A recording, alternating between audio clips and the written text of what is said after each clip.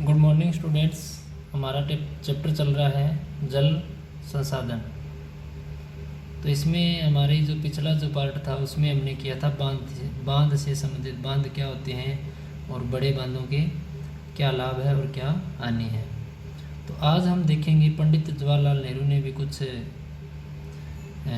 बांध से संबंधित अपने विचार रखे। इन्होंने आधुनिक भारत के मंदिर कहा, ठीक है, बांध को। तो क्यों कहा, क्या कारण था? इसलिए कहा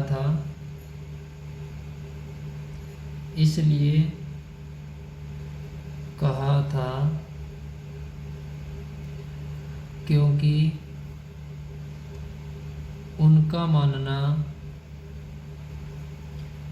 मानना था कि बांधों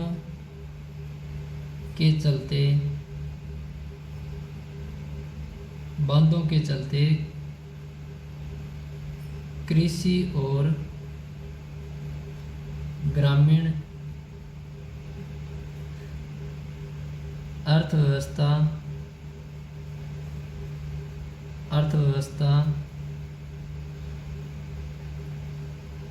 औद्योगिकरण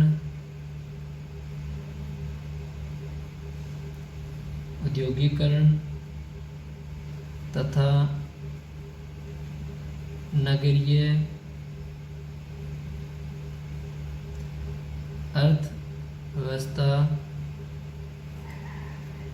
अर्थव्यवस्था समन्वित रूप से विकास करेगी।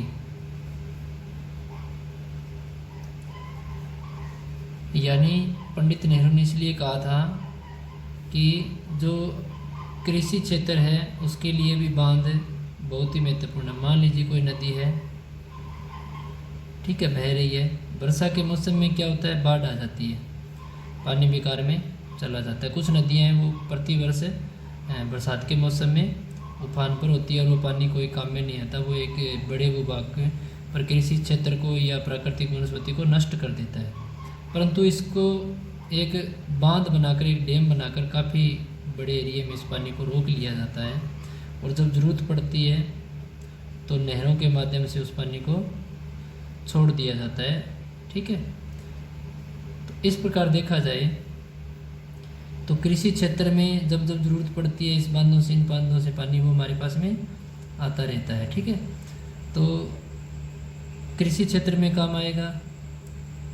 ग्रामीण जो अर्थव्यवस्था है, ग्रामीण जो लोग हैं जो कृषि कार्य पर निर्भर है, उनके पास में उनकी जो आर्थिक स्थिति है वो कुछ सुधर जाएगी, कुछ उनके लिए ये पानी है वो काम आ सकता है। उसके बाद में देखा जाए तो औद्योगिकरण यानी उद्योग धंधे है, वो हमारे बहुत सारे उद्योग धंधे हैं वो नदियों के किनारे पर हैं, तो वहाँ इस पानी को रोक कर उनको उद्योग धंधों में उस पानी को काम में लिया जा सकता है। या फिर देखा जाए तो नगरीय अर्थव्यवस्था है। नगरीय अर्थव्यवस्था में क्या होता है, ये उद्योग धंधे होते हैं, ज़्यादातर नगरों में होते हैं, तो नगरों में स्पेशल जो इनको पानी की ज़रूरत पड़ती है तो इन बांधों से वो पानी उठा सकते हैं या नहरों के माध्यम से, नालों के माध्यम से उद्योग धंधों को पानी की जितनी ज़रूरत होती है वो पूर्ति इन बांधों से की जा सकती है। तो इस प्रकार ग्रामीण क्षेत्र और नगरीय क्षेत्र है, दोनों ही आर्थिक दृष्टि से देखा जाए तो बहुत ही महत्वपूर्ण है और ये बांध के माध्यम से हमारे पूरे संपन्न हो सकते हैं। तो इसलिए नेहरू जी ने कहा था कि ये बांध है, ये आधुनिक भारत का निर्माण करने वाले हैं। ये आधुनिक भारत के लिए बहुत ही मंदिर की तरह है, ठीक है, जहाँ भगवान की पूजा की जाती है। इसी प्रकार बांध है, ये हमारे भगवान से कम नहीं है, ठीक है। तो इसलिए इन्होंने ये कहा था। इसके बाद में देखा जाए प्रश्न नंबर 2 आपका, आगे हम देखेंगे एक हमारा क्वेश्चन और बनता है, वो है जल का संरक्षण या सुरक्षा, ठीक है, क्यों आवश्यक है, क्यों आवश्यक है। अब जो जल है उसको बचाना या उसकी सुरक्षा करना क्यों ज़रूरी है? नंबर 1 देखा जाए तो समय को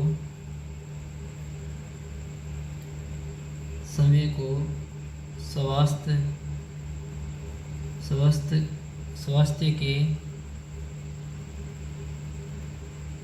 खतरों से बचाने के लिए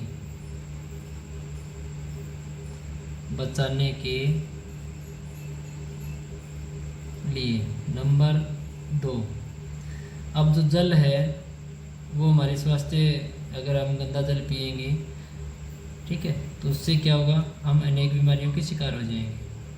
अगर हम स्वस्थ जल पिएंगे तो क्या है, हम स्वस्थ रहेंगे, ठीक है। तो जल ही हमारा जीवन है, इसलिए जल की सुरक्षा करना जरूरी है। नंबर 2, अपनी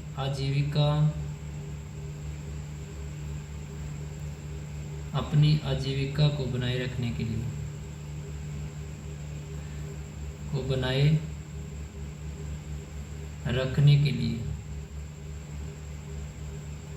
अब जल है उसका हम सही मात्रा में उपयोग करेंगे कृषि क्षेत्र में, उद्योग धंधों में, तो हमारे आने वाला भविष्य है वो भी सुरक्षित रहेगा और हमारा जो पालन पोषण है वो सही से चलता रहेगा।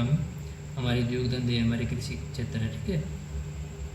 अगर हमने इसी जल को दुरुपयोग करना शुरू कर दिया, मान लीजिए हमारा, जैसे उदाहरण के तौर पर हम लेते हैं कपास, अभी कपास का सीज़न है, कपास में पानी की ज़्यादा ज़रूरत पड़ती है, ठीक है। अब जहाँ बरसात नहीं होती है वहाँ पानी ज़्यादा की ज़रूरत पड़ती है, और दूसरी साइड क्या है, ग्वार, इसमें पानी की कम ज़रूरत पड़ती है। मान लीजिए हमने सभी जितने भी हमारे 10 एकड़ है इसमें हमने कपास बो दी, तो क्या है, पानी की ज़्यादा खपत होगी। अगर इसी प्रकार सारे किसान करें, सारे देश में करें, ठीक है, तो क्या हो जाएगा, जल कम पड़ जाएगा।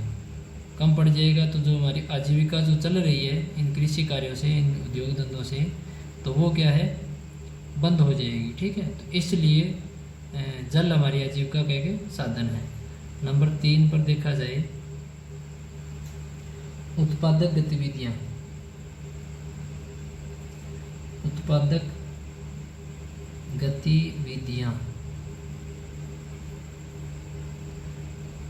गतिविधियाँ जारी रखने के लिए अब जो जितना भी हमारा कृषि कार्य है उससे उत्पादन होता है, उद्योग धंधे हैं उनसे हम उत्पादन करते हैं, तो इन गतिविधियों को, इन कार्यों को जारी रखने के लिए हमें जल की आवश्यकता है। ये जो कृषि कार्य है,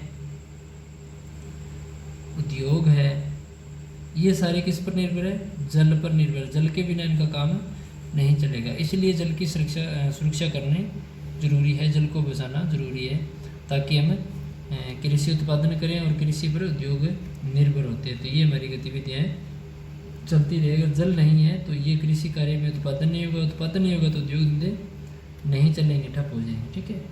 नंबर 4, अपने प्राकृतिक पर्यावरण के हार्स को कम करने के लिए, रोकने के लिए अब जो हमारा पर्यावरण है वो क्या होगा, प्रदूषित होगा।